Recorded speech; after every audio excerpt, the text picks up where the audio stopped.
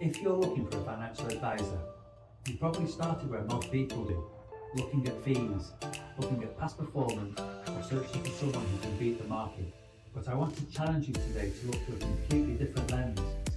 Because the truth is, choosing an advisor is one of the biggest decisions your family will ever make.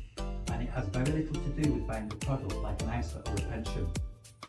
Think about it. Would you want a doctor who writes you a prescription before they've even asked what hurts?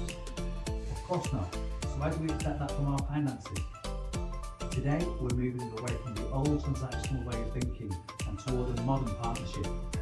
We're going to look at the why before the what, the importance of behavioural guardrails, and the one thing you can't learn from a textbook, real-world scar tissue. Let's head to the video and look at the new roadmap for choosing an advisor.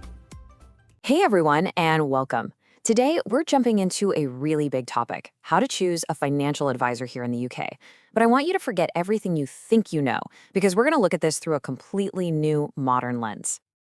You see, when most people start looking for an advisor, they tend to focus on things like fees or how well their investments have done in the past.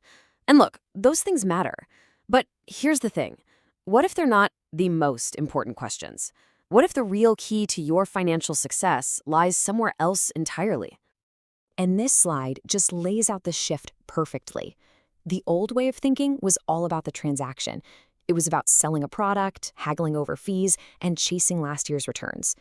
The new way, the modern way, it's about a transformation. It starts with your life goals, focuses on your behavior with money, and is built on a real long-term partnership. So let's dive into that first big idea, looking beyond just the products. I mean, this isn't like buying a new TV. Honestly, choosing a financial advisor is one of the biggest, most important decisions your family is probably ever going to make. So the whole point is this. You're not looking for a salesperson. You are searching for a strategic guide. Someone who can be your partner for decades, navigating all of life's twists and turns. Not to mention the chaos the financial markets will inevitably throw at us. It's about finding a trusted partner, not just hiring a service provider. All right, that brings us to our second point, which is the absolute bedrock of modern financial advice. It has to start with your life, not your money. The best advisors out there, they always start with the human element. And this is the name for it, holistic financial planning. But don't let the fancy term fool you. It's actually a really simple, powerful idea. It's all about figuring out your why, long before you ever get to the what. Why are you even investing in the first place? What kind of life are you trying to build? Once you know that, then you can talk about the products that'll help you get there. And this is what that process actually looks like. Now, notice where select suitable products is. It's dead last. It's the final step. Any advisor who opens the conversation at step 4, well, that's like a doctor writing a prescription before they've even asked you what's wrong. A great advisor digs into your goals, models out what your financial future could look like, and even stress tests that plan to see how it holds up. Okay, now for what might just be the most valuable and honestly the most overlooked role of a great financial advisor. They act as your behavioral guardrail. This is all about protecting you from your own worst enemy when it comes to money, yourself. And there are really two sides to this. On one hand, you've got financial coaching. That's the empowering part, helping you get clear on your goals and build better habits. But on the other side, you've got behavioral finance. And this is all about protecting you, stopping you from making those huge, destructive decisions, like panic selling in a crash, that are driven by pure, raw fear and greed. And this quote just nails it.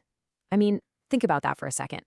If an advisor stops you from making just one panicked, terrible decision during a market downturn, that single act could literally be worth more than a decade of their fees. This is where they really, truly earn their money. So we've covered the plan and the psychology, but you know what? None of that matters if it isn't backed up by real hard-won experience in the real world. This part is absolutely non-negotiable. Because here's the reality. Finance isn't some academic subject you can just master from a book. It's a live, dynamic, sometimes chaotic arena. And in that arena, nothing, and I mean nothing, beats the wisdom you get from actually navigating the ups and downs of the market. Let's make this super real.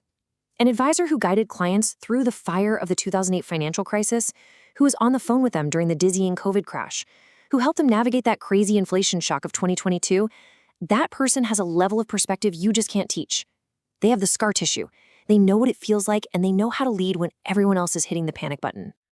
And that experience becomes absolutely critical when you're dealing with the really complex stuff. Things like defined benefit pension transfers, planning the sale of a business, or sophisticated estate planning. Only a seasoned pro has seen these scenarios play out time and time again, especially when it comes to mitigating something like sequence of returns risk. That's the massive danger of a market drop happening right when you start to take an income. Get that wrong, and it can wreck a retirement plan. Okay, so we've gone through the theory, the why. Let's get really practical now. Think of this as your advisor checklist, the exact questions you should be asking anyone you're considering to figure out if they operate the new way or if they're still stuck in the past. Use these questions as your roadmap. When you ask about their process, you want to hear them talk about you and your life, not products. You want to hear a yes when you ask about cash flow modeling. Ask for specific stories about how they've handled past crises. And of course, you've got to make sure they're truly independent and totally transparent on all costs. This is your toolkit. So we'll end on this thought. As you start your search, it all really boils down to this one fundamental question you need to ask yourself. Are you just looking for a product seller, someone to get you an ISA or a pension? Or are you looking for a lifelong strategic partner to help you navigate your entire financial journey? The answer you come up with, well, that's going to change everything. It really comes down to this. An advisor isn't there just to manage your money. They are there to manage your future. When the markets are crashing and the headlines are screaming, you don't need a salesperson. You need a behavioural guardrail. You need someone with the experience to say, I've seen this before, and here is how we're going to navigate it. One calm conversation in a crisis can literally be worth more than a decade of fees. So, take that checklist we just went through. Use it. Ask the tough questions. Make sure you aren't just hiring a service provider, but finding a lifelong strategic partner who understands your why. I'll leave you with the same question we ended with. Are you looking for a product seller, or are you looking for a guide for your entire journey? If you want to see how we answer those questions, or if you're ready to start a conversation that begins with your life and ends with your money, reach out. Subscribe to keep building your financial wisdom with me. Thanks for watching.